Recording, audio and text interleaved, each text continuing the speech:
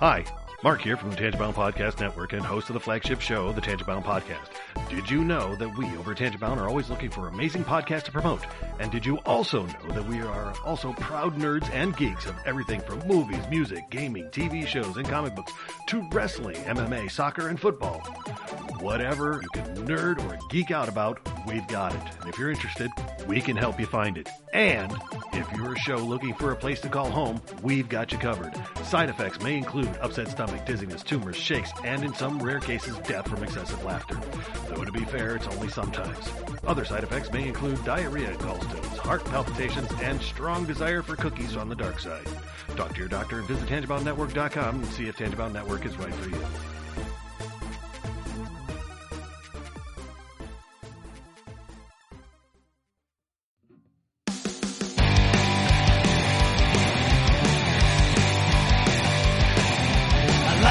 To the last drop, are you gonna blow your head off?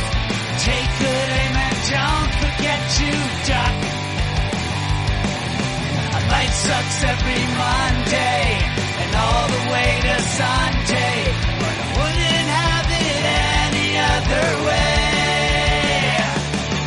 I don't care how you're doing, what's up or how's it hanging. I'd like to buy this world one last drink.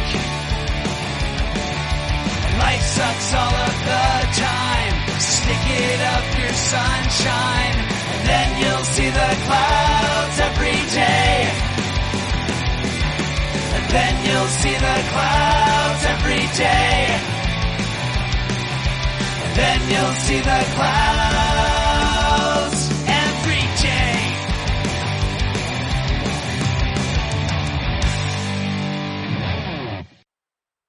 Welcome to the Crazy Life, everyone. My name's Jen. I'm your hostess for the evening. And with me, we have Brian and Hado. Hey, guys. Hi. Hello. Well, welcome to 2027. No, it hasn't been quite that long since we recorded. But, yeah, folks, we're trying. I swear we're trying. I know empty promises falling on deaf ears. I get it. I get it. Yeah, it's funny because, like, in the last few weeks, two podcasts that I've listened to for quite a while now have both gone on hiatus. Yeah. And both times I'm like, oh, man, like I'm all disappointed about it. And, yeah, so, I mean, now that we went on hiatus, really, but it's the idea that I understand, when you realize it's not going to be there the next week or whatever, and you're like, oh. I will say, though, if you miss us, we are still here. You know how to get in touch with us. We got your email addresses. We got your contacts on social media. You need us, we got you, boo. So, I guess we could kind of kick into this, right? Who wants to start us off for the day? I guess I can. So, this week, I broke the tooth that I needed a crown on. So, got that all squared away, so I don't have to worry about the crown now.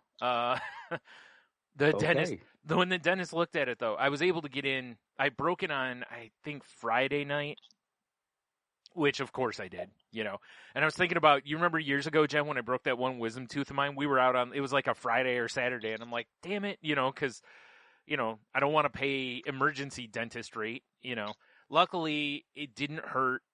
Didn't really have any sensitivity, so I'm like, well, I'll see if I can hold over to Monday. And, and it did. I got it. I was able to get in, but all they had open was a consultation spot, basically. So, they do the x-ray, the dentist looks at it to make sure there's no abscess, blah, blah, blah, which, again, thank goodness there's not,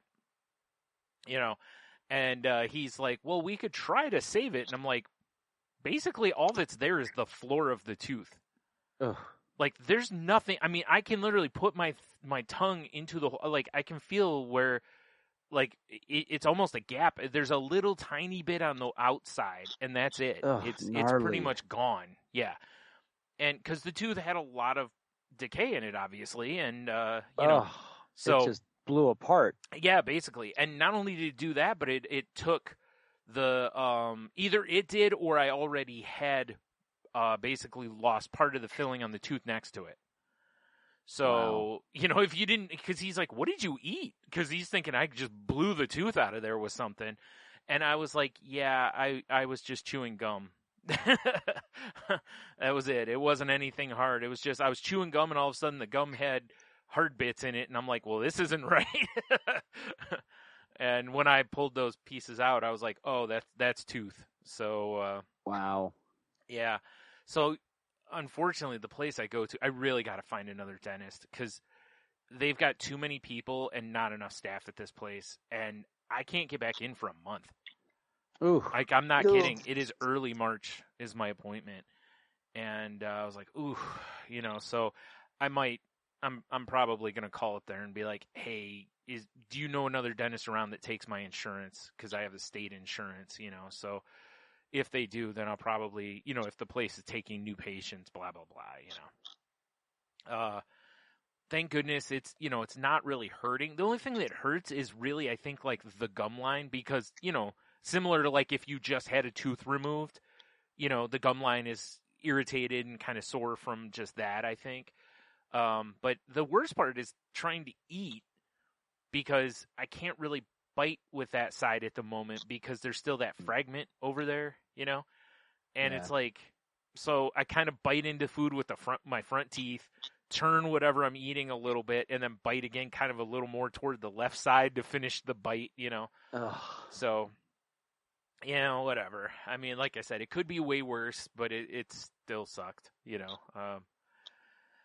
So, yeah, it was funny, though, when he mentioned, we could try to build up blah, blah, blah. And then I'm just looking at him, and he goes, but he's like, but who knows how long it would last and blah, blah, blah. I'm like, I'm not spending the money on something unless you tell me it's going to last me 10 years or something, Like, if you can't give me a better out than, we'll see, then I'm not willing to throw a bunch of money at it. So, yeah.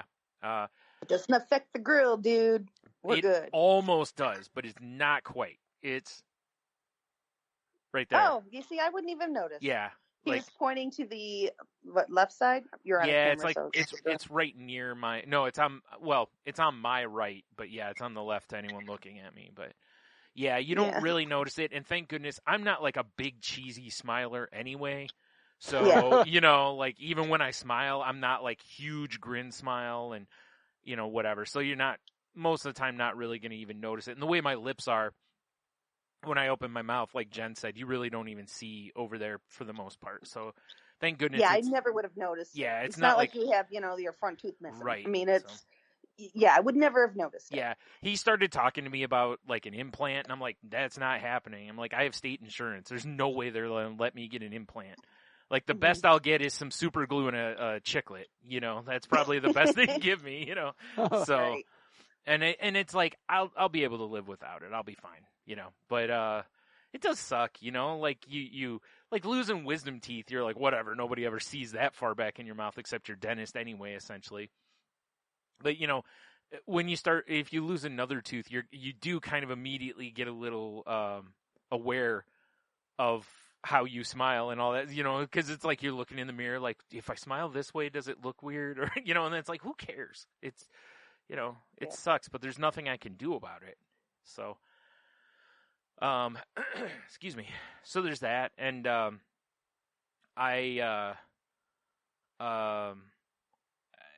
more and more I think about it, I mentioned last time that I've been thinking about, trying to go off on my antidepressant just to kind of see where I am and everything. And I listened to, oh shit, what was it? Whoops, sorry. The other day on, man, I can't think of the name of it. It's Better Health, I think. Or no, jeez, Psychology Today. I don't remember. Anyway, it's a psychology type website or podcast, and the guy that they had on is a psychiatrist who has been part of a group that's been studying long-term effectiveness of antidepressants and such, and he was even talking on there about how there can be long-term side effects. And he said, and again, I'm not a doctor. I'm going by what this guy said. He is a doctor. He's a psychiatrist. But he was talking about how a lot of people that they talked with didn't have a lot of the side effects of the antidepressants early. but they found that they do long term. And and he made a comment. He's like, that sheet they give you when you get your medicine. He was like, look at that and see how many things you have on there. And I was looking, and he was right. There were a lot of things that I don't have that I do have. Now, it doesn't necessarily mean it's from this, but like I said, my main thing is I want to see where I'm at without it to see if it's really actually improving my situation.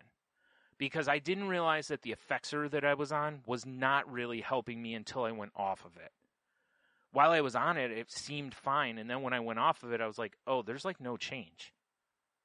So that tells me that this medicine's really not doing anything. And why be on a medicine that can mess around with different stuff? These are all my choices, by the way. Just because I'm choosing these things does not mean that I endorse or feel everyone should do this. But you're doing it with your doctor's help, correct? Yes, correct, 100%. And okay. I have been on this medicine for a while now. I've been on this medicine for probably 5 or 6 years, I think, 4 or 5 years, something like that. So it's one that I just want to see worst case scenario. I go off of it and I'm like, whoa, this is way different. I can go right back on it or talk to the doctor then about maybe a different option or whatever. So, but I do kind of want to see, and like I said last time, I feel I've got way better tools. I communicate better with my support system. Things that are very important that I didn't do before I was on these medicines. So I just kind of want to see where I'm at. And like Jen said, main thing, working with my doctors, because I know you can't. I cold turkeyed once before, and it was horrible. I absolutely do not want to do that again. So I won't do that again. So I haven't had a chance to talk with them yet, but that's on the agenda for, Because everything you just said is exactly what anybody who's on mental health medicine says. We all do it. And I know there's a difference. And I'm not trying to say you... No. Yeah. The difference, though, is that there has been studies come out recently talking about depression and antidepressants and whether or not they're actually effective. I understand what you're coming from. No, I know. But I know your example's coming from bipolar, though, and it is very common for bipolar people to come off their medicines a lot. It is very common for all mental health. Not as much. And I'm not trying to argue with you. I'm just saying. I know. That this is, and you are going the right way. You're talking with your doctor and you're using your doctor for it. 100%. That's the right way to do it. But that is a very common thing that most people who are on mental health meds do. And it's not a bad thing. No, I know, but antidepressants are not meant to be something you're on the rest of your life. They're not designed that way. And some are not. They're not. And that's what that's what they're finding in these studies, is that the effectiveness of them works for about 8 weeks. After that, a lot of people don't feel improvement anymore. So there is a lot of this going around in the community to where a lot of psychiatrists are starting to kind of rein back recommending antidepressants, because for some people, there's no real effect from them. And that's what I want to find out is, am I one of those people? If not, I'll know, because I know what I feel like off of antidepressants. So if I feel like the floor is giving out on me, I know immediately I need to go back on something. That's why I said all along, it's like, this is not the same, because I'm not doing it just to go off of it. I'm doing it because I think it's doing more harm than good being on it. Well, you know that 90% of the people who go off their meds is not because they just want to go off their meds. It's because I don't know they if I want would say to that. see. Yeah, they want to see, and speaking from personal experience. Yeah, I know. Every time I've gone off my meds, it's because I want to see if I can manage without them, because of the side effects associated with them. So it's the exact same reasoning. And now I'm not saying it's the same. I'm just saying it's the exact same reasoning. I did it without my doctor's help, which is wrong and very irresponsible. I don't think you're right on that. I don't think most people go off of antidepressants and such because they think that it's the side effects. I think most of the people go off of it because they don't want to take medicine anymore, or they just don't take them anymore. Because most of the people with mental health issues just stop taking medicines, especially bipolar people. They are notorious for just stopping their medicines. That's because of the mania phase. Exactly. So because they actually feel fine. Right. Like, I don't need this. Yeah, and that's why I said Whereas- people with depression Yeah. don't go through that same cycle in it. And most of the time, people with depression are looking for something that makes them feel better. And if they don't have that, a lot of them will go off of it for that reason. But the biggest thing is to talk to the doctor here. That's the biggest key, Yes. and that's why I said I'm going to, because I've gone the other way before, and it's you can cause yourself a lot of harm by not weaning off of these medicines. Now I'm also on a low dose of the one I'm on, or a medium dose. I can't remember which. So I still need to wean off of it, but it should be one that is not as it's not as bad as the Effexor from the stuff I've read in the past, as far as the withdrawal stuff. Effexor was a mess. That was a strong medicine. I mean, I was feeling those brain zaps and stuff for a good year after going off of it. So, and I for sure don't want to go through those, but that's why I said this is all just something that's been kind of there. And like I said, I've seen stuff and talked with, some people who've done the same thing for the same kind of reasons. And it's like I said, the biggest key is, of course, talking to your doctor. But Yes. I'm at a point again to where whether or not I need to be on an antidepressant, also, I think a lot of it is I don't think this is the right one for me necessarily anymore, because I don't feel any different anymore. And that's, like I said, that's where a lot of these studies are showing that there's a lot of people that are finding that when they're really asked questions, like most doctors will just, are you feeling worse? And if you say no, then they just leave you on the medicine. They don't take you off because they don't go, are you feeling any better?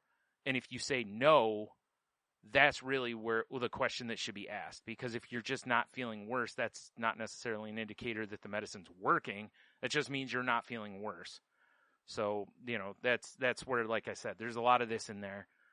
And also, some of the other stuff that I've come around on about what is bothering me and why I come from the ways, that things are happening with me, like looking more into, talking with my therapist about like autism and stuff like that, that a lot of things that come from that are depression and anxiety actually can be rooted more that way, and learning how to cope with that also may be a better way of coping with depression. So, and also the psychologist that I talked to really wants, he mentioned it to me about going off of it, because he even asked me, and he was kind of like, I don't feel like it's really doing a lot for you. So, that's why I said, it's like, I've got to, this isn't like a normal, just, I'm going to move away from this. This is something, me, I don't move easily on stuff. Well, So and This for the sounds record- more like a re-diagnosis. yes, Yes. that's what I'm Not feeling. not I'm stopping antidepressants. Yes. It's like we're re-diagnosing my Yes. condition. I want to make And sure that's- that that's I a totally actually different need deal. it and stuff. Yeah, exactly. Yes. Yeah. No, and just for everybody to know, mommy and daddy are not fighting anymore. We're Yeah. fine. But Yeah. but yes, no, and I completely respect that. And from the moment on, I completely respect that, Yeah. because you're doing it with your doctors, which is not what I did. Yeah. Do what he does, not me, folks. Yeah. Well, I did it the other way And- too. So I Yeah, just, yeah. and I So- know better now. Yes. For sure. So, that's 100% the right way to do it. Do it with your doctors and figure it out. I mean, another very big takeaway from this is you are being your own advocate. Yeah. Which more often than not, we need to make sure that we are our own advocates when we're talking to our doctors, Yeah. especially when it comes to our medicine, because as Brian just mentioned, sometimes they just, hey, if it's working, let's just stay on it. Yeah. And that's not always the best case. Right. So if you don't feel something's right, you bring it up to them and you fight for yourself, because you need to be your own advocate in that case. Yeah. And as I mentioned early on, hey, Brian and I have disagreements as far as, where we feel the moment, I can't even talk, the thoughts behind where we want to go with our health and our well-being. We may disagree, but we 100% support each other in our journeys. Yeah. Same thing goes with you folks. You have our contact, as I mentioned in the early on, and we will give it to you again in the end. Let us know your thoughts and feelings on this, because this is a very real, present topic that we're constantly talking about and that we're hitting on. People are having these conversations every day. Yeah. Well, and You know it you're sucks. having them. It sucks because you've got a situation where the medical community right now is trying to Mm-hmm. figure out what is the best path, because there are people who have great Mhm. success with Yeah. medicines. And then there's people who, that's always been there, where you've had there, there's been treatment resistant depressions and whatnot. And now they're kind of like, but those are, I don't want to call them extremes because they're not extremes, but there's this whole middle area that they're like, what do we do about these people? Because maybe it works for a little bit and then they quit working.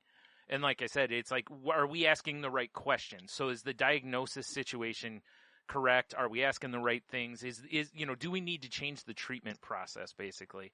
But moving away from that, the other thing that I found interesting was I had therapy last week, I think, or the week before, I don't remember. And I brought up to my therapist how last time you asked me, like when I was talking about, ADHD and autism, you asked me like why I need the diagnosis, and I was really thinking about it. And I listened to, I forgot what podcast it was, and there was a woman on there who deals with, she's autistic and she talks with other autistic people. Like, I believe she's a psychologist, and she was basically talking on there about how, realistically, for something like autism, especially, self-diagnosis is valid. It's one of the few times that something's valid, because first of all, autism is not a mental illness. It's a disability. Same with ADHD. That is also considered a disability. They're not mental illnesses. But the problem is that, like, when you do go to a doctor and they ask you stuff, much like I brought up on here, like when I talked to the doctor I talked to about ADHD, and I was like, I don't think he's asking me, I don't think he's getting my full experience. He's asking me what the sheet says.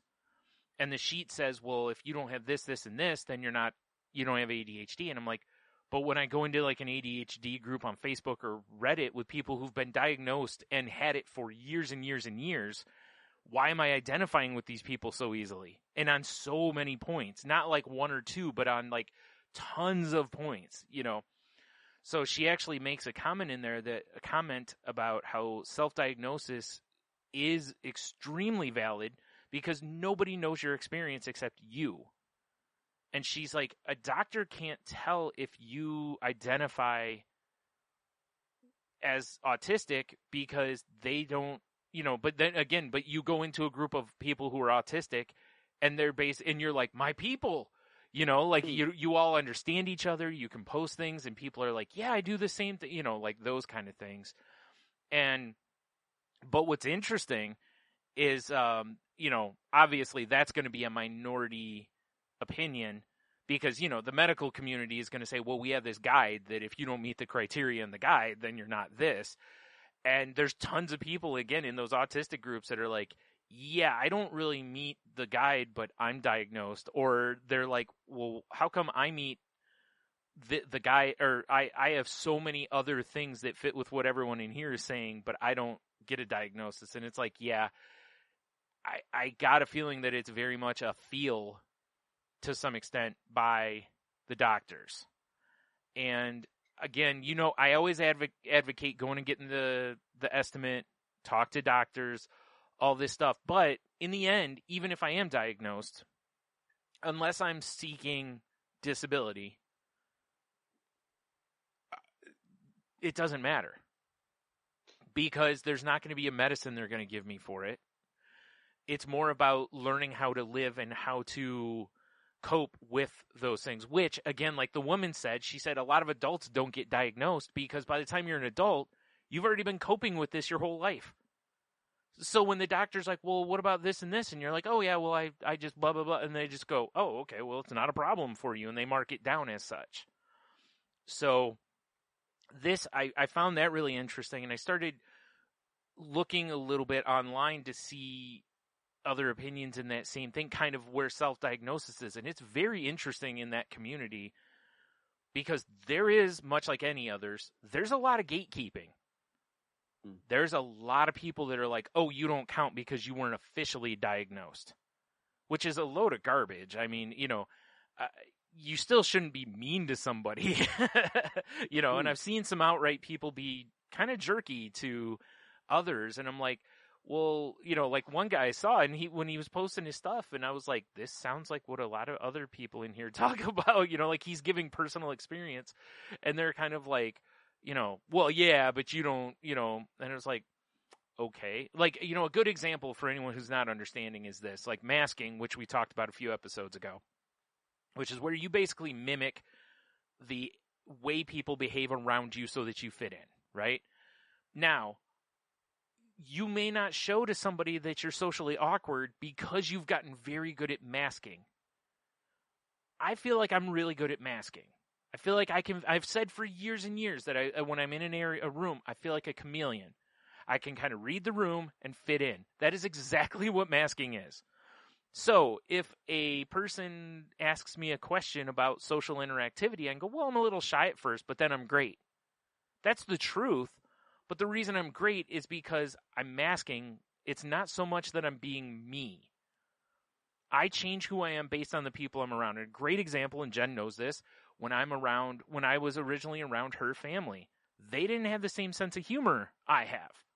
So I would change how I talked and behaved to fit the room. And this isn't just you know, oh, well, we all do that for work and blah, blah, blah. It's like, yeah, but I do that no matter what room I'm in. There's very few rooms that I'm in where there's actually the authentic me. And people so there's a lot of people may not even know that about me. I don't know. Or maybe everyone does and I just didn't realize they know it, you know? So anyway, all this wrapped up is that I'm going to start talking with my therapist about stuff like this and what's out there for me to help me cope. I've been active in these communities on Reddit and stuff, talking with people in there. And I've learned some stuff in there that I, you know, like, there's just stuff like, you know, when you realize that you're a person who's super sensitive to sound, you don't realize how valuable noise-canceling earbuds are to you. Now that I have them, they're one of the greatest things I've ever gotten. They help me so much. They reduce my rage.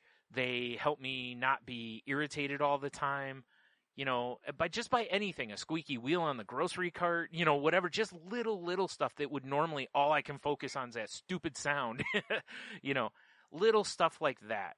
You know, I've read stories about how people have had to leave a party because the shirt that they're wearing, they just cannot stand the shirt. So they've left a party of their friends because they have to go change.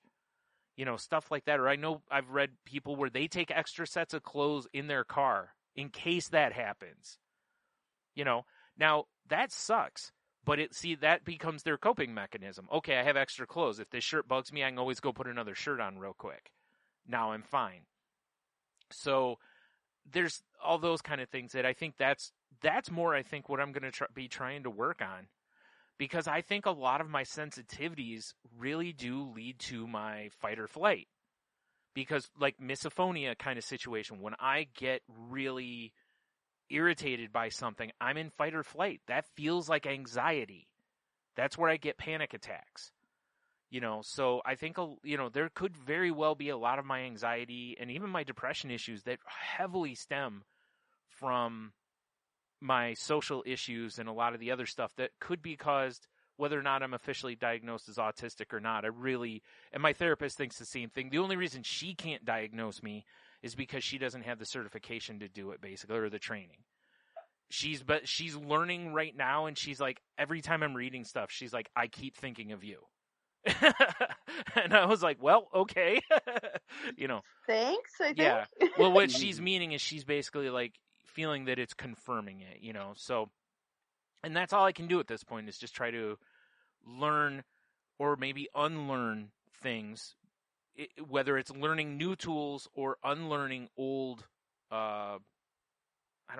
just old habits that are harmful to me or put me in a bad place or lead to the other stuff. So I think that's kind of where I go. So yeah, I think that's pretty much been me for a little bit. It's weird because I know I've been talking forever here.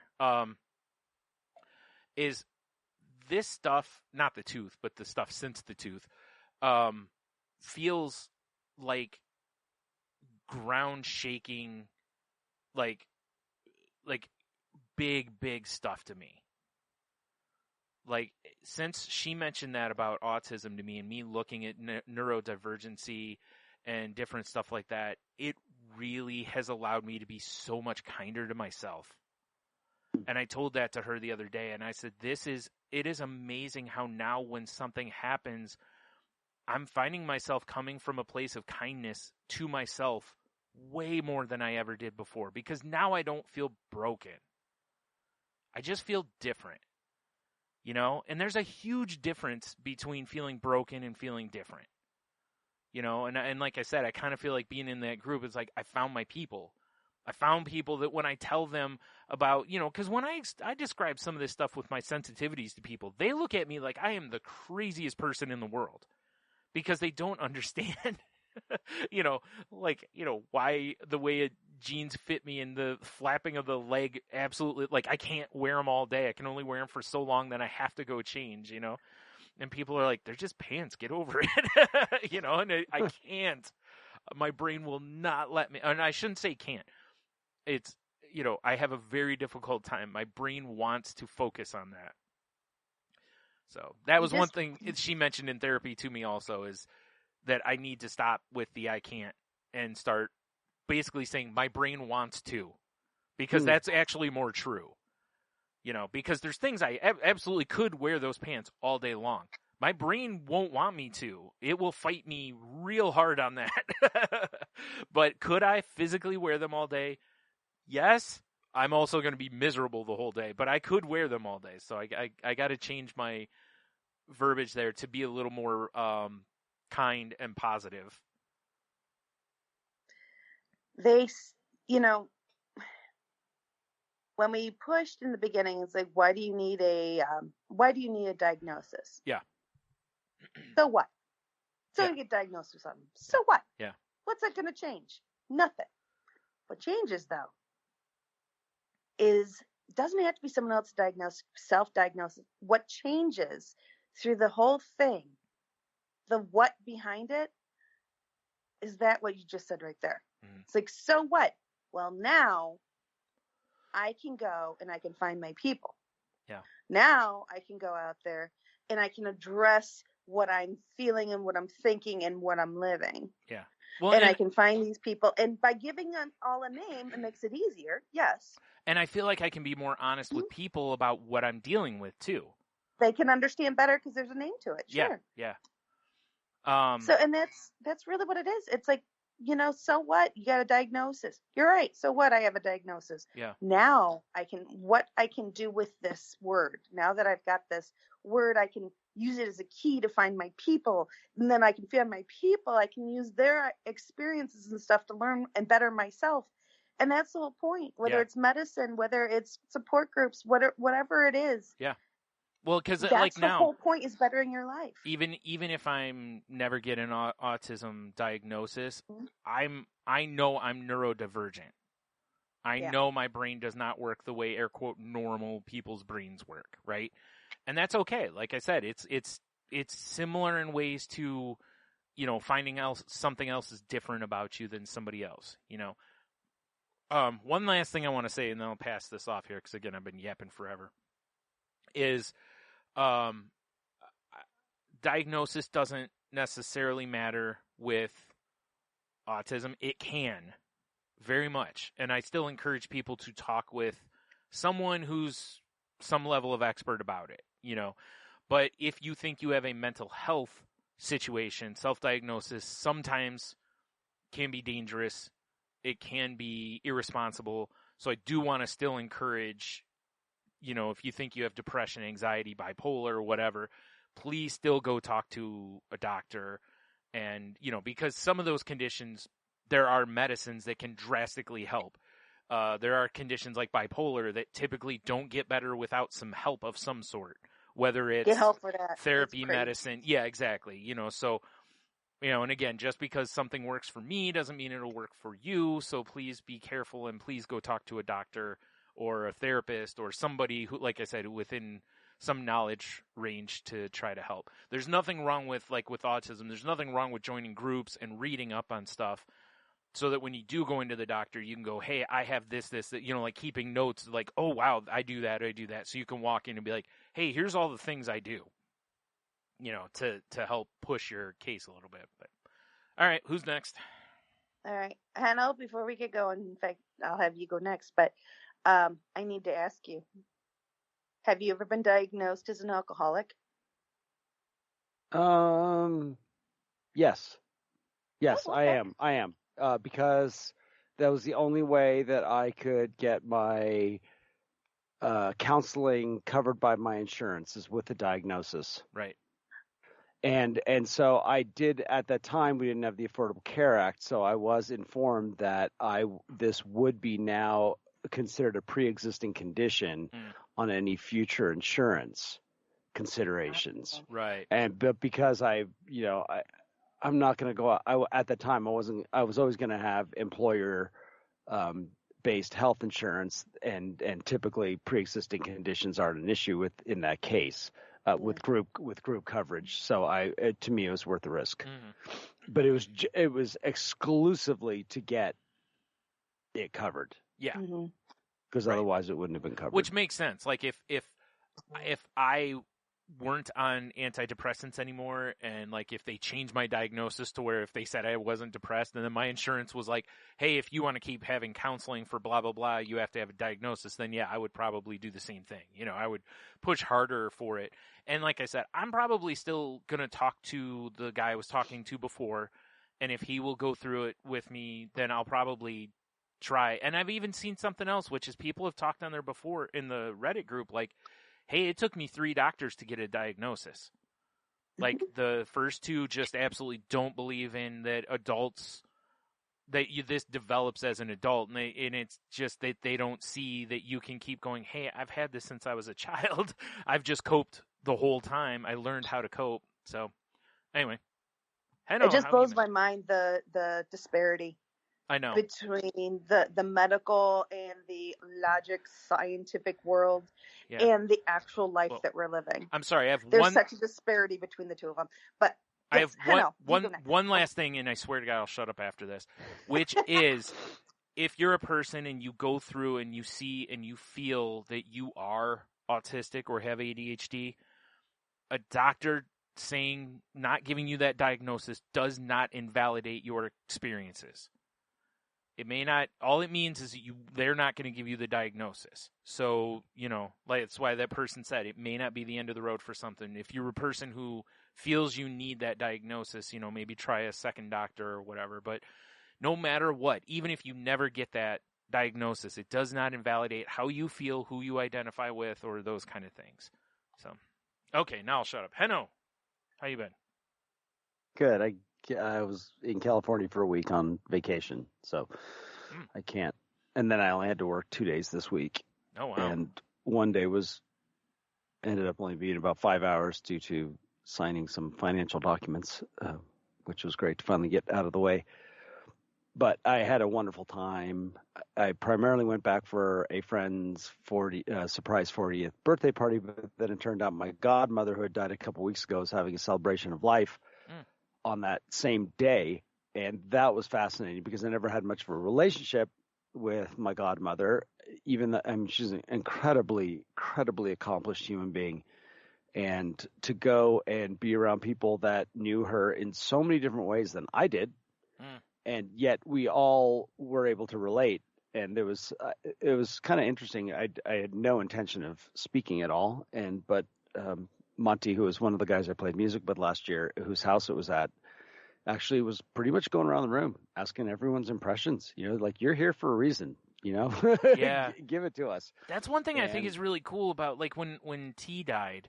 Watching that funeral and hearing everybody tell their stories, and different funerals I've been to, and people tell those stories about somebody, and you're like, oh, wow, this is something I never experienced. Yeah. But it just enriches a lot of times, like, you're like, wow, I thought the world of them, and I didn't even know this part of things. So it just kind of adds to that overall richness of a person's life. And it's a very neat thing, and I hope people do that when we're all gone, too. Well, the other thing is mentioning my perspective and other people going, oh yeah, you know what? That's right. Yeah. That's how she was. Mhm. And then that opened them up to share a little more. Cool. And nothing at all was even though it could be perceived as negative, none of it was negative. It was Yeah. really great because all of us had very warm interactions with her later in life because she definitely had a shift. She'd had some sort of an experience that just kind of made her go, life is short. I should be really nice right now. Mm. Or I've been extremely selfish in my life and I really don't have that many friends. Mm. Whatever it was, I don't know, but there was a definite change and my last memories of her are of a very warm and kind person, unlike my memories of her before was somebody that was critical, but the perspective hit me is that she just asked a lot. She demanded a lot of people. And that was what I shared about, and other people agreed with that. So that was kind of neat. And the rest of the time I finally got to catch up with friends because I didn't at Thanksgiving. And I did a lot of, sit down, have coffees or dinners and that, which was awesome. I do have one amazing new friend who actually is been on Moving the Needle a lot. Her name is Carmelita. Oh, yeah. And the only reason I know her is because Roy brought her on the podcast. Mm-hmm. And we had coffee again. The first time we met was last March, and we had coffee again. And I'm telling you, at this point in my life, to make a friend like this is unbelievable.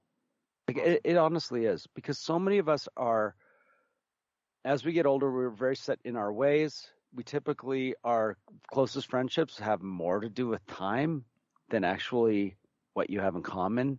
Yeah. And I would much rather, there are a bunch of people that I'm totally okay with never talking to again for the rest of my life because our friendship is only based on time. Yeah.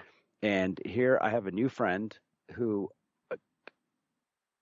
it's more than just saying, oh, we can talk about anything. No, she can actually relate to me because of the life experiences that we share and lifestyle that we share.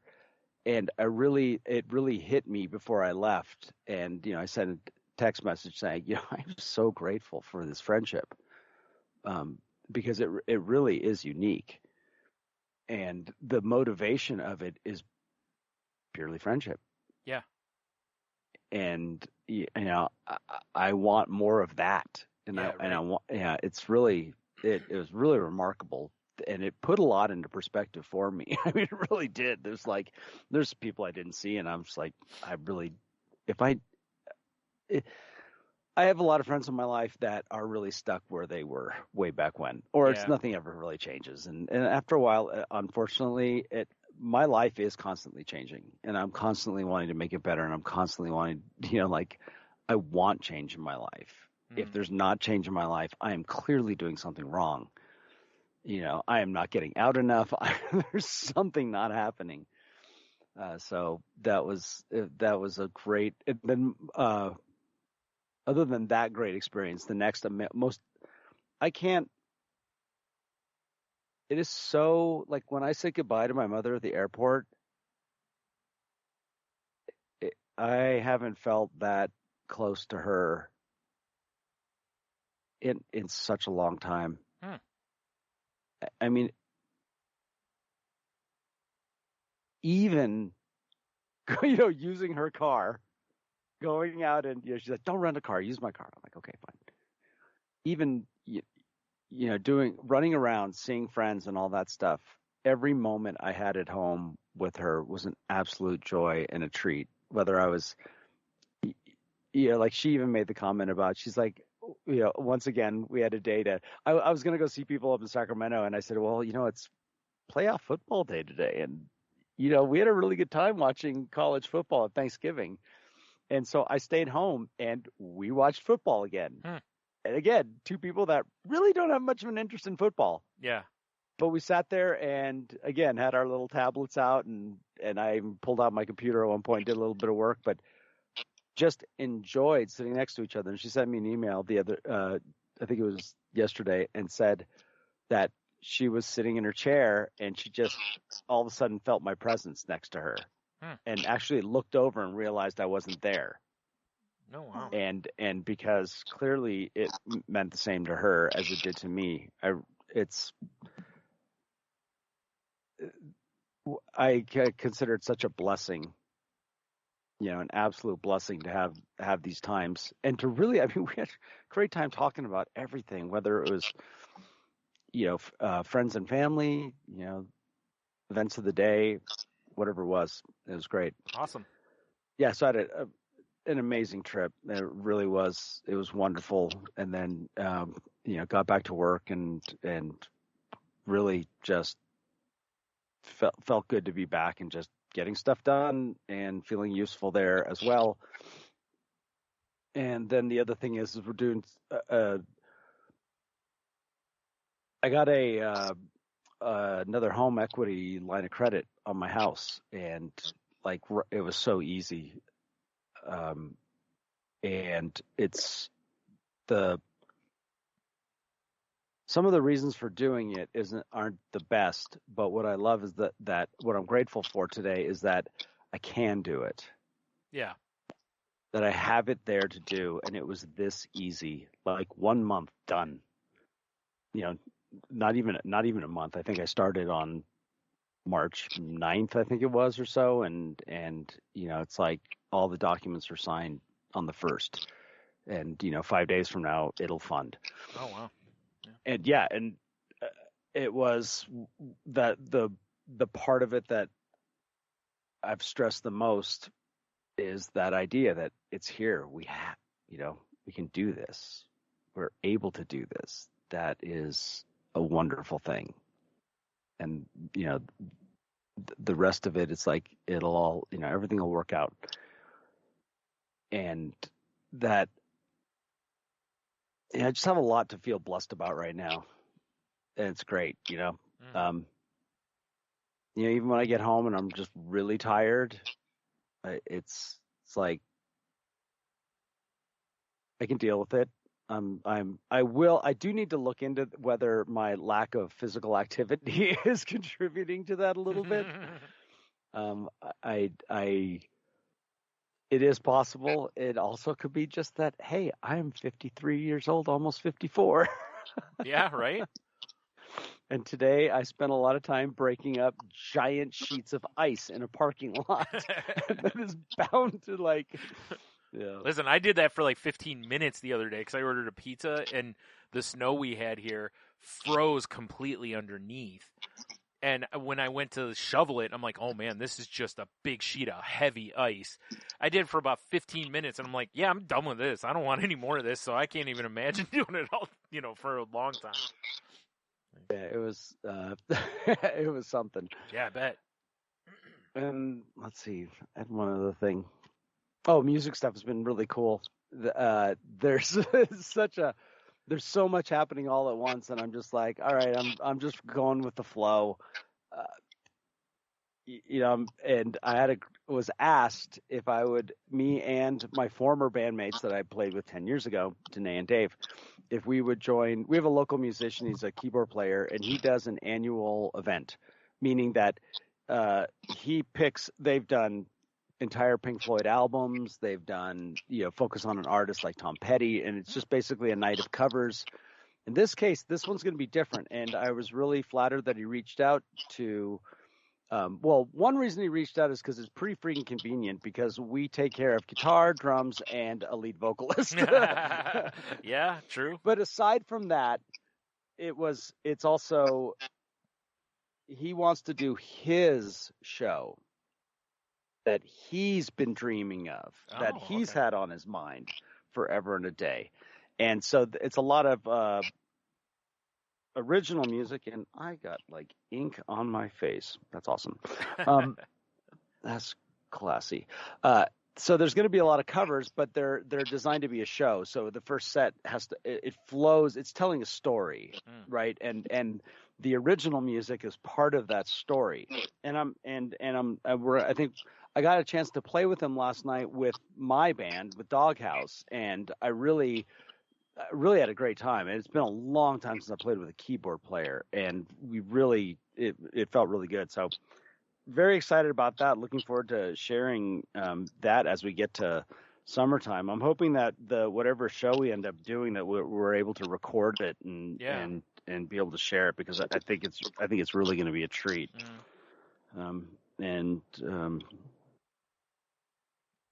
My last thing is I've got to commit myself to getting rid of more clutter in my house and stuff that I don't use. Oh, it is so bad. It is so bad. When I had the appraisal and I went downstairs to just make sure the guy didn't die, trip on something, right. I was like, this is garbage. I had one thing that I pulled one thing out of, and I upended the whole thing in the trash. And I was like, okay, now's not the time to do this. When I get back from California, I'm so doing this. And my sister shared a great story with me. She listens to some. It was great. Mark, my brother-in-law, who's retired now, is picking up the guitar. So he and I were having it was just a great little afternoon playing guitar with him.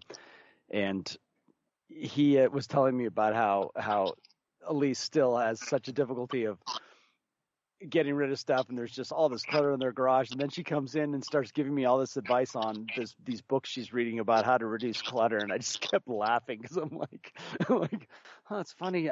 Your husband tells a bit of a different story, but I will take the advice because it was solid. And what it was is this person said, in order to get rid of the nostalgia and the those emotional feelings, is start looking at it as just inventory. And you have an inventory problem. And it's unnecessary inventory. Yeah. And that's all it is. It's inventory. So that's my Sharon's going out of town this weekend, so I'm looking forward to going down into the basement, and I'm going to pretend that there was a fire in the house. Someone once told me the best way to address that, if it's something that brings back a lot of memories, ask yourself, will a picture do? And then take your cell phone and take a picture. That's what my sister shared. That's one of the things she shared is, if it is something really, most of us don't need the thing to have the memory. Right. She said, take a photo of it. And that's usually enough to give you the memory. And I was like, that's a great idea. That's really going to take care of all my mom gave me all my Cub Scout and Boy Scout stuff. Yeah. I'm going to lay that out. I'm going to take a picture of it, and all that stuff's, I hate to throw it in the garbage, but nobody's using that. They're just not. Probably not. Yeah. No. So anything that can go to a secondhand store will, but if it's something that's very unique as a hobby or very personal, then it's So I know I'm the same way. Like, my mom kept a lot of stuff from when I was a kid. So, and I've got it sitting in my storage, and I've been over the last couple of years thinking similarly. Like, it's like I don't want to throw it away, but at the same time, it's like I don't really need this. I don't have a use for it. I have no intention on having kids and passing it to a kid. So it's like it's like at some point I think I just gotta see it as garbage, basically, or not garbage, like you said, inventory problem. It's excess inventory. Yeah. I think also using the term garbage also gives me a negative emotional feeling about it, because all of a sudden it's like, but there's some value to it. Yeah. Yes, there is. There is value to it as a piece of inventory. Yeah. But the sentiment is really irrelevant. Yeah. Just get rid of the sentimental part of it. Get rid of the nostalgia of it, and look at it for what it is. It's just excess inventory. Yeah. And then find the appropriate place for it. Right. And I think most of it is just a fire. Yeah. Like, that's how I'm going to look at it. Is like, if my basement burned down tomorrow, how much of this would I really miss? Exactly. Yeah. And if there's something that I can think of off the top of my head, meaning that I actually know it's down there. Right. Yeah. I will go get that and put that aside. Right. The rest of the stuff that I discover, because I just forgot it was down there. Yeah. Well, guess what? It burned in the fire. Right. No, I totally understand that. But having lived through not a fire, but a significant flood in a basement, you really find yourself doing that exact thing, which is a lot of the stuff I'm like, can I save this? And then it's like, do I want to bother saving this?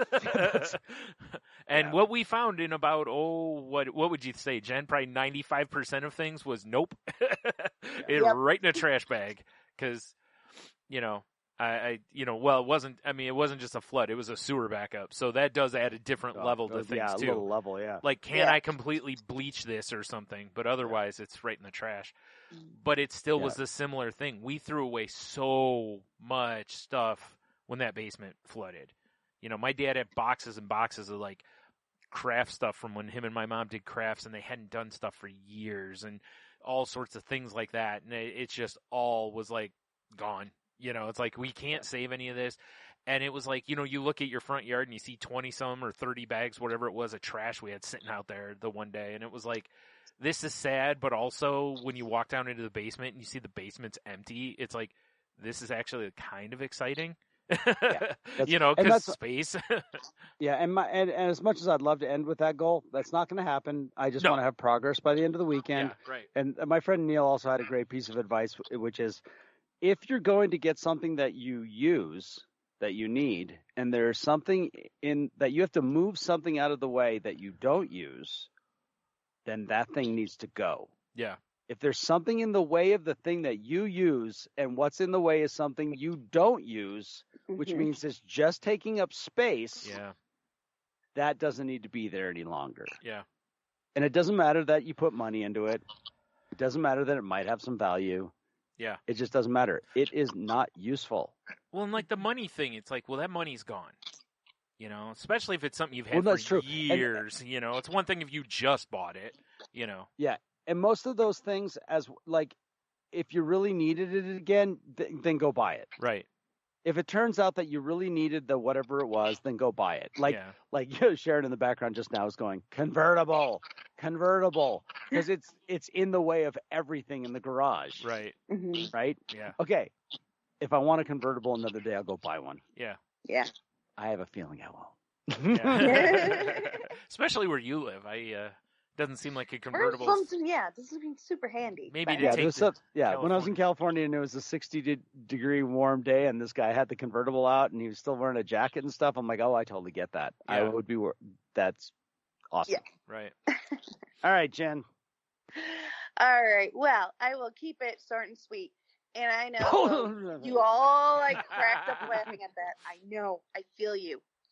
Here's why, though.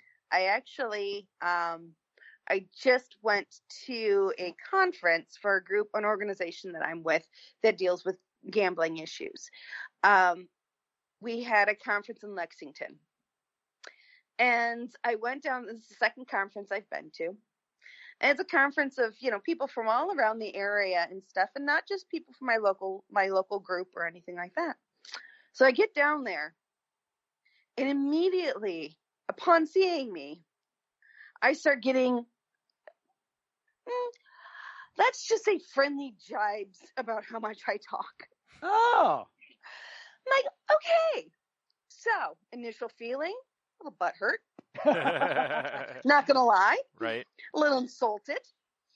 And I'm like, and we don't have gambling to occupy ourselves, so we're gonna gossip and talk shit about each other. Oh, yeah. Excuse my language. And so, not gonna lie, first inclination, that is so where I went. Right. But after further introspection, I was able to kind of work through the initial and kind of take a deeper look at what this means. And upon deeper look, I realized I'm not comfortable. I'm not comfortable in silence by any stretch of the imagination. I'm not comfortable just being. I'm not comfortable with other people feeling uncomfortable or perceiving other people to feel uncomfortable. This is why I talk. Sometimes talk things out in my head that I can't figure out on my own, so I say them out loud, and sometimes I get clarity. Sometimes it feels an egotistical nature that I enjoy the sound of my voice, maybe someone might get some benefit out of the words coming out of my mouth. But yeah, there's a lot of reasons I talk. But the lesson to be learned is there's also got to be a lot of reasons I listen. And so one of the aha moments, because I always have aha moments, and God love my mother. You guys have heard so many wonderful things about my mother. Whenever I go to a conference like this, she always tells me, I want to hear what you've learned so that I can grow from it too. Mm-hmm. So Well, I I think always capture at least 2 or 3 aha moments. that's a for good thing anyways, because otherwise, like, kind of, it's kind of a check-in to be like, is there really a reason? I mean, other than, you can have fun and the camaraderie is nice, but are you actually getting anything else from these things, or are you just going for a party? You know, like kind of a situation. I'm not going to lie. Sauna's pretty hot. Right. But that is not my purpose for being there. Right. But you're right. No. And that was one of the ahas I took away is I need to become more comfortable with silence. And it's really hard for me. That's hard for everybody. And it may not be in a way of talking, but just, I listened to a podcast about this the other day on the Happiness Lab, and they were talking about how none of us are comfortable with just silence anymore. We always, like, even if we're not talking, we got a TV on, or we got music on, or a podcast, or whatever. There's just this constant bombardment of sound, you know. So, yeah. Well, and I've also realized, as I'm trying to embrace the beauty of no sound, of silence, reminds me of a song. Yep. Anyways, so as I'm trying to embrace the silence, I realized some of the silence that I've been surrounding myself with has been leading some of my anxiety. Because I've constantly had to have something going on. I have the thoughts in my head, then I have the TV, then I'm playing on my phone. All of these stimulants around me is preventing me from having some sort of peace. Yep, that's exactly basically what that podcast was about. Yeah. Yep. So I was like, well, this is kind of interesting to discover. All right, so we'll go a little further with this. So, yeah, so that's definitely, as you can tell, I'm still on the podcast, and I'm still talking like a fiend. So it is a work in progress. I'm not going to lie. And those who have been in my life for long periods of time understands it's probably going to be a long work in progress for me to get comfortable with silence. But it's definitely something on the agenda, and it's something I'm going to be working on for sure. Yeah. The second takeaway I took away from this weekend is I still feel I can control things. I still want to control things. And I really, really, really hate saying I need help. Yeah. And to the point to my deficit. Over and over and over and over again. Yeah. Learned behavior? Yes. Does it matter how I learned it? No. What matters is I recognize it. So, one thing we do in my group is that when we're going to speak, we always announce our first name, our date, and that we're a gambler, a compulsive gambler. Well, I've added to mine. Every single time that I'm going to speak with my group, I've added, and I'm here because I need your help. Nice. I know force people yourself. that use that. Yeah, that's good. And I like that. Yeah. Yeah, and it's 100% to get used to having those words cross my lips. I need to get comfortable with saying it's not okay. It will be okay some point, but it's not okay right now. I need your help. That is why I'm here. And it sucks. It sucks so bad. I hate being vulnerable. I hate being that open with people. I could be an action star walking away from giant explosions behind me and going, it's good. I'm okay. Everything's fine. Do not pay any attention to what's going on behind me. Right. I got this. I'm under control. You know, and that's comfortable for me. It's not comfortable in me saying, oh my God, can you believe this is blowing up behind me? I don't know what the hell I'm going to do. But, you know, that is not my comfort zone. I hate feeling vulnerable. I hate feeling quote unquote weak. Yeah. But I am I am vulnerable right now.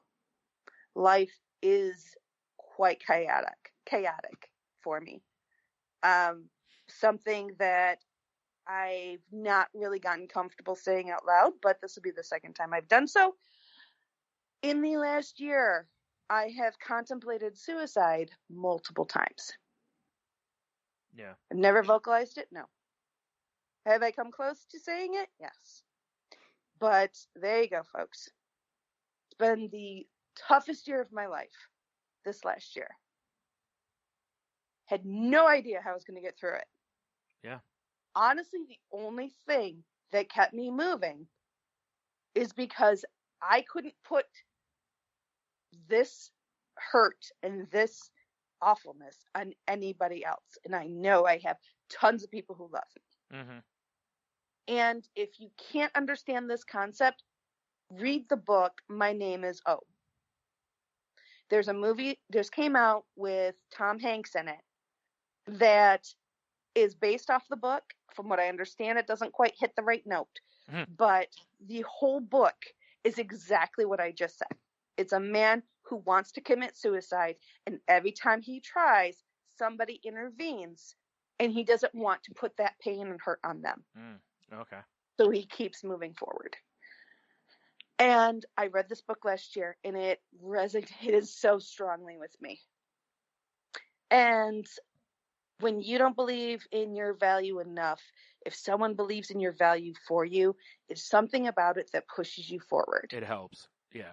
Yeah. It helps to push you forward. Yeah, it's like a self-esteem issue, you know, like when you, Yeah. if somebody tells you, you know, they find you attractive or blah, blah, blah, whatever it is. And it's like, you know, it's kind of a shot in the arm a little bit that you know, sometimes you need.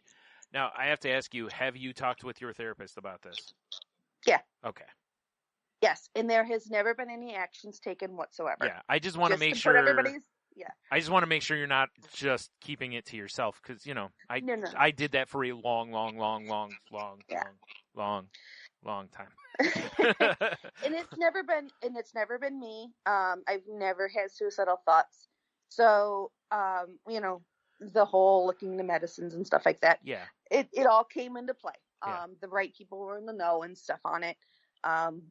But yeah, I've never wanted to admit to that I was that point, but yeah, I was. Thankfully, by the grace of the powers that be, your higher power, shall we say, yeah, it never turned into anything physical, which is good. Mm-hmm. But not gonna lie, it still plagues me to this day.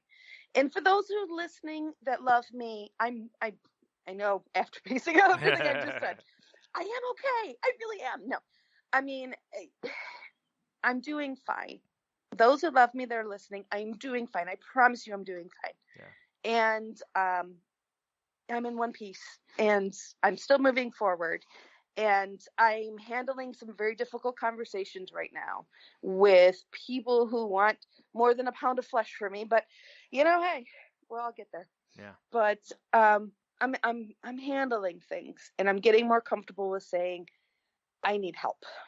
In the absolute last, and I swear I was only going to go 5 minutes, and I'm like way over my time. Anyways, nailed it, Heno. Reminder, Brian, egg timer next time. saying, right? Man. Put me on a damn timer. No, the last piece is I need to remove I know from my vocabulary. Which is going to be so damn hard. For those of you who know me, know I love I know. I know. Thank you. Yep. Just feels good to hear it Yeah. said, even from somebody else. Right. I do it too. I found myself recently that I've been doing it more and more, and it annoys me even hearing myself say it sometimes, and it's like, ugh, you know. It's so awful because not only are you shutting someone else down, but you're shutting yourself down at the same time. Yeah. I know is like the gigundous period at the end of any sentence. Like, as soon as you say I know, all conversation stops whatsoever. And yeah, because it can be used as a like you could either be saying it as like confirming that you get what they're saying, or like you said, as a way of shutting down what someone is saying, because you're like, I know, like I don't want to hear it again. Like, I know, you know. Yes. And honestly, if we are truly gut honest with ourselves, we do not know. Probably They not a may lot be of the starting time. off with saying the sky is blue, and you're like, yeah, I know the sky is blue. Yeah. Well, they're following up with something freaking amazing. And by you saying, I know, you're shutting them down, and they're imparting their pearls of wisdom to you. Yeah. You know, so take a deep breath. And especially if it's someone that you care for and care what they're having to say, sit your butt back down and listen. You know, and I say this to myself, folks, not necessarily to you. I say this to myself. It's just sit back, enjoy the ride. Even if it's something that you have heard a million times over, maybe they'll have a different take on it. Or maybe because they're saying it to you, will get through your thick skull and decide that maybe this is something that's worth acting upon. Yeah, maybe you know it. You haven't done anything about it. No. So maybe you need to hear it again. I'm also the type that when people pull it on me, I'm very much the type to be like, then act like it. Yes. Because, you know, my brain sometimes just decides to throw things out of my mouth before before it thinks about it. Sensor's get a chance. Yeah. No, abort. Yeah. Shit, it's already gone. Yeah. Oh, sorry. We're gonna have to put a Jeez. warning on this website on this episode. Explicit crazy life. Yeah. Explicit.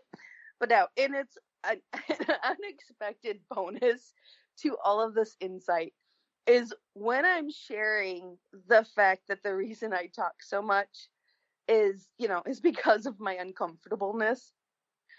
People have a tendency to be a little sheepish when they've been like harassing me about how much I talk, which is kind of fun. Mm-hmm. I'm not gonna lie. Yeah.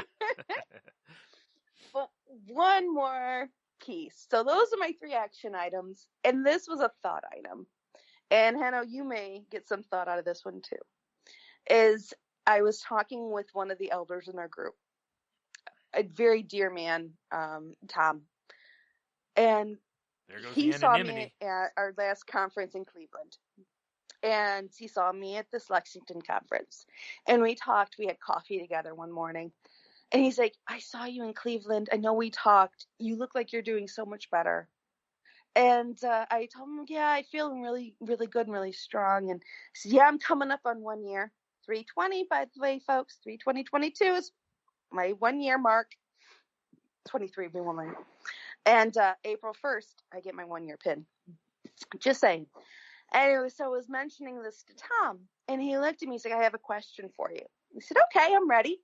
I'm ready for anything he's going to throw at me on this point. He looks at me. He's like, are you in abstinence? Are you in recovery? Wow. Right? Wow. I didn't even know. I was at loss for words. That's Yes, people, I know. Wow. I was at loss for words. Yeah. Wow. That's a serious question, Yeah, it is. especially in that world. Oh my God. It blew my socks off. I actually had to ask him for clarification. Mm-hmm. I'm like, what? It's like, what do you mean by this? I said, can you define abstinence versus, and he did. He's like, abstinence means you're just not doing it anymore. Recovery means you're working on why. Yeah. I mean, I look like a fish. My Right. mouth just kept opening and closing. So what's your answer? Unless you don't want to share. After- Okay. No, I'll share. Okay. Yeah. After a few deep breaths, I thought about what he said. I'm like, oh my God, I'm in abstinence. I haven't done my steps. I'm just trying to pull myself up by the bootstraps. And It's easier with other recoveries, and it's a purely semantic thing, but I can stop consuming alcohol, or I can treat my alcoholism. Right. yeah. And so you have to use this fancy terminology of like, okay, I can stop overeating, or I could treat my eating disorder. Like, it's so much easier to say I can take care of, I can not drink alcohol, or I can treat my alcoholism. It's so much simpler. And that makes a ton of sense though, because there is a different world in the two. Just not drinking, gambling, whatever your addiction is one thing. You're just abstaining from an addictive behavior, but are you satisfying your addictive nature with something else? Versus if you're working on your addiction, you might be working to where then no other addiction may grab hold of you. The thing to remind you is that the addiction is always a symptom. Right. Yes. And are you just treating the symptom, meaning you're just taking a little cold medicine so you don't sneeze or cough in public. Right. Yes. But you're not making yourself any better. Right. And my best example is I have a friend, and I wish he was out there sharing this story because it's so powerful. I called him on the fact that none of us believed him anymore. Like, we knew he was drinking. Yeah. And I just called him on it. And I was just like, you have no integrity at all. Like, we don't care if you drink or you don't. Just stop lying about it. Yeah. Yeah. Because it's just embarrassing. And so he kept drinking, but he promised to be honest one day at a time. And that was the day. Yeah. That was the day he started treating his alcoholism. Mm-hmm.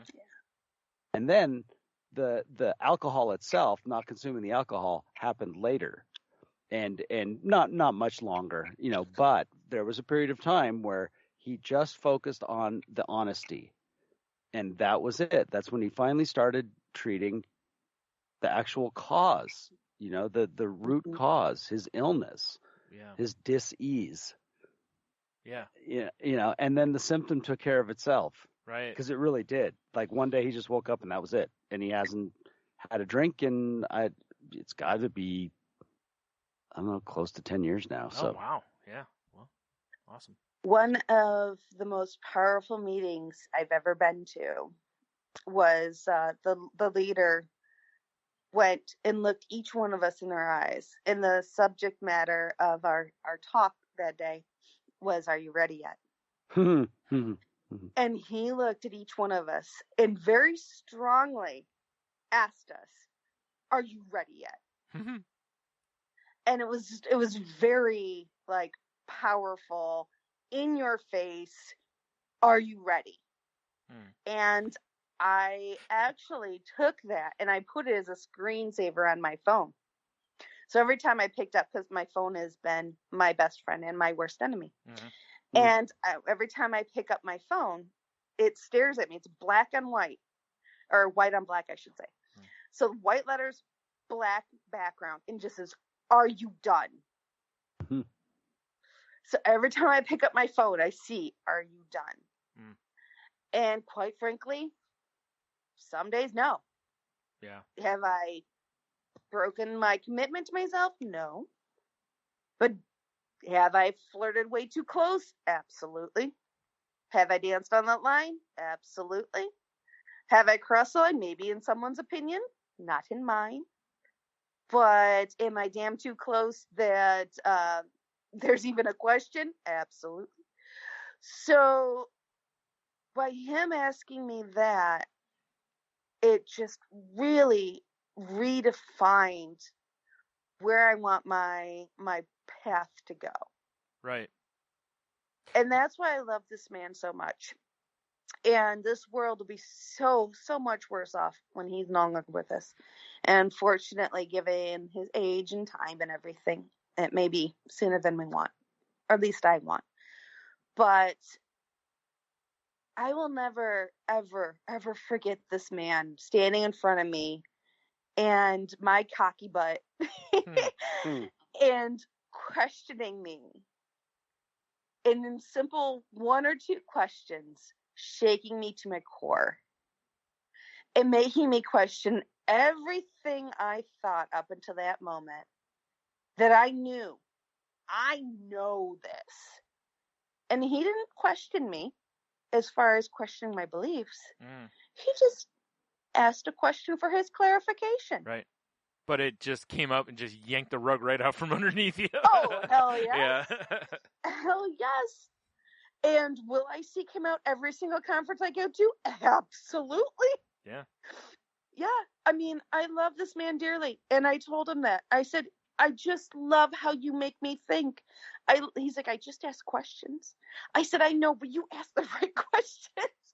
Something about how you ask me, Yeah. and the way you and the questions you ask, you get me to think so deeply and re-examine everything I thought I knew in just like a few words. It's amazing.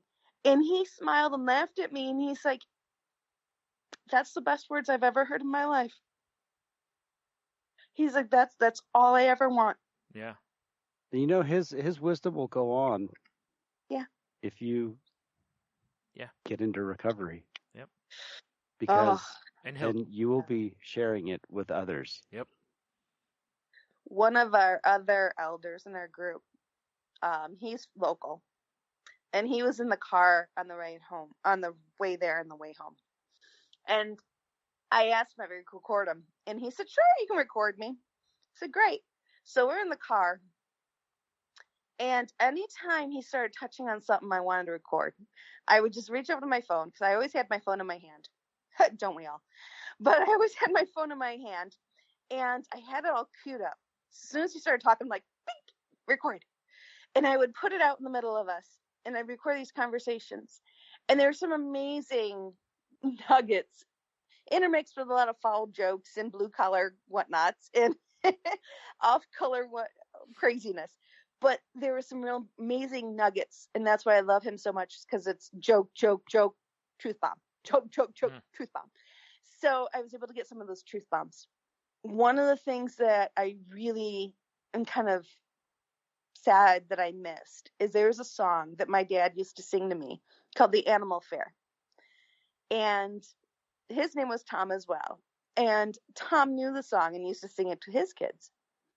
And so as soon as I mentioned it, he turned and looked at me. He's like, I know. And he started singing it. So I sang it with him. So we sang the entire song together. And later, before we even came home, he looked at me. He's like, do you know what I love the most? I said, what? He's like, we sang the animal song together. And it's those moments like that. I'm like, dear Lord, maybe that's part of the reason I had to go down this journey that I've gone down, is to have these moments with these amazing people for me to learn. And if I can do everything I've done up to this point, and if I can't enjoy it, at least I can have a damn good story about it, and keep that moving forward, then I think something's going right. Yeah. So. And by the way, Brian, I shared the story of I'm a cutter. Oh, jeez. Do you remember that? Yeah. And folks, not emotional, like knife on skin or anything, nothing like that. Yeah. Somebody tried to cut in line at a gas station. Brian knows the story. Reach out to him. He'll tell you. Yeah, it's entertaining. Takes a little bit. Yep. It takes a little bit, but and kind of need to have a diagram and you know. Yeah. Oh, preferably moving action cars. It'd be fun. Anywho, so I have gone way over my time. But hopefully you got something out of it, because I certainly hell did. Well, you budgeted for 5 minutes, and it was about 28. So you almost got it.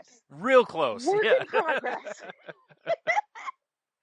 And I only know that because right before you started, I hadn't looked at where we were, Right. and I happened to look down right before you started talking. Otherwise, I wouldn't know, but it was somewhere around that range. But also, Heno and I threw things in there too, so it's not like it was just you talking. So True. I do have one last thing I need to say. Okay. Because I needed to go on public airwaves here. JKL has a freaking amazing daughter. She had us in tears. She had us laughing.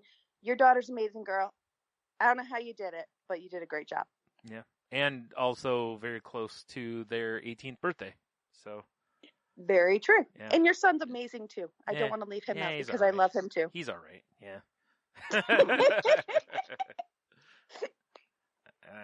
kid. Yeah. Mm-hmm. All right. Do you want to go into the topic here, Heno, or are we going to call it? What's it been, an hour or something? Hour 24. Yeah, I think we're I good. think we should stop. Yeah. We're good? Yeah. All right. I'll, All right, you know what? we have really great topics. I'll throw this out just because because people should just look it up themselves. The opposite of Schadenfreude is Freudenfreude, and it means being excited about the accomplishments of other people. Look it up. We'll cover that next time. It's inspired by the German word for joy. It's about feeling bliss when someone else succeeds. So look it up, get ready, we'll talk about it. Yeah. All right, folks, I think it is that time. Yet again, we've talked so much about ourselves that we forgot to talk about topics. But that's okay. That's what we're here for. To talk about ourselves, I guess. Captive audience. I mean, yeah. The truth comes out finally. The what truth. it is. Yep. Feeding the ego. Yep. Feed the ego, folks. Now, honestly, though, we've covered a whole bunch in this podcast. Please, please, please, if you have any questions, concerns, comments, would like to carry on the conversation with us, you know what to do. You can reach us at the Crazy Life Podcast at Outlook.com is our website. Or, I lied. That is our email. No, I was right. No. CrazyLifePodcast.weebly.com is our website. Yes. Crazy Life Podcast at Outlook.com is our email address. Mm-hmm. There, I'm back on the right track again. Sure. And if you would like to reach me, you can reach me through the Crazy Life Podcast email. I do control it. So if you want to say anything directly to me, just put, "Hey, Jen," and I will happily respond to you at any given time. With that, yeah, that's all I got. So, Henno, how about you? Can reach you? You can find me on Twitter at Ida Henno. You can also find me on Instagram, Facebook, Henno Heiter, Facebook Messenger, etc. All the things. I haven't actually put out a new podcast on Moving the Needle, even though I was supposed to. We recorded it last month, but I haven't edited it yet. And I know we're going to get Brian on to record with us sometime soon. So we'll let you know when that comes out, because it should be a fun one. Right. Finally going to do the Paw Patrol season 1 recap. Yes. Nice. Yeah. Probably not. Although now that we said that, it would be kind of funny to do it. As long as you don't have a Children of the Corn episode, because I can't be on that one. Brian, again, can attest to. That's not a good movie for me. You've already seen it. You'll be all right. And, yeah, sure. Bruce Willis. Bruce Willis is an asshole. Sorry, folks. Jeez. You know he's suffering now from a horrible disability. I know, right? Come on, Jen. Don't care. He attacked me during Children of the Corn. We have issues. It's accurate. It wasn't him. It was a big cardboard cutout. But I blame him. Yeah, fair enough. All right. Well, you can find me on Twitter and Instagram at Stunami. You can find my other podcast, which is called Salty Language, at salty_language on Twitter. Jeez. And unfortunately, because of that silliness, we've got like 3 different names for whatever. But follow us on YouTube, where we go live usually Mondays, but sometimes Tuesdays for the whole show. If you follow us on Twitter, I usually tweet out right before we go on, because we're real good at promoting ourselves. You can also find the show at saltylanguage.com. So go check out that if you're interested. We usually just talk about pop culture stuff or just whatever's happened in our life. Like this week, we talked about the WWE Royal Rumble, the trouble with Justin Roiland, Last of Us, the TV show, no spoilers, Alice in Borderland, car washes, Chrisley Knows Best, and, a bunch of other random silliness. So if any of that appeals to you, please give us a listen. Oh, and yeah, that show is not safe for work, so definitely don't listen to that with the kids in the car, probably. Probably not this episode either. I know, right? Jeez. We're very filthy mouths. Other than Wholesome Henno, I think he was pretty... I know, I think Wholesome Henno did the best. Yeah. If you want to reach out to us on Facebook, you can find us at facebook.com/group/crazylifepodcast. What what am I missing? I feel like we're part of the Tangibound Network, which can be found at tangiboundnetwork.com. So please go check out the other shows there. And yeah, as usual, if you're having troubles, please reach out to somebody. As Jen talked about a little bit ago, learning to ask for help is difficult. We've all done it. It's really hard sometimes, but please do so. There's people out there that want to help you and that care about you. And, please check in on your friends, make sure they're doing okay when you can. And, yeah. And then, of course, if, please be kind out there. Please keep showing kindness to people. Help when you can. And, just basically just don't be a jerk. Harder than it sounds. Not for me. Don't be a jerk. I mean, for jerks it is. No. This just reminded me of something in the wise words of Mr. Robin Williams. It always struck a chord in my heart here. I think the saddest people always try their hardest to make people happy because they know what it's like to feel absolutely worthless, and they don't want anybody else to feel that way. And I think that speaks very strongly for us who don't want to ask help. Because the people we want to ask help from are the people who love us the most. Mm. And we don't want to put them through the pain that we're going through. Yeah. Which is completely selfish on our parts. The word that usually comes up in therapy is burden. Yeah. You know. I don't want to be a burden. You don't want to be a burden. Yeah. One thing I always tell people who say that to me or thank me for doing things that just are given, that they should just happen. I always tell them, I say, I just give to you what you give to me. This is not altruistic. This is me paying back. Yeah. And it is very difficult for us to turn that mirror on ourselves and give them the opportunity to give to us what we give to them. Yeah. I think it's tough too, because we all know, like every time you talk with somebody, all they tell you about is how busy they are. Yeah. And when we hear that all the time, sometimes you're like, oh, I don't want to add to that. They're already so busy, or like it just kind of feeds the distorted thinking in your head that you're a burden and that they won't want to help you and all that, And it's also a good excuse for us to fall back on. Yeah. True. Yep. Oh, they've got too much going on. Yeah, I don't exactly. need to burden them with right. me. Mm-hmm. Yep. Hey, we will cling on to anything we got, right? Oh, yeah, totally. Mm-hmm. No. But ultimately, when push comes to shove, I know I got you out there, folks.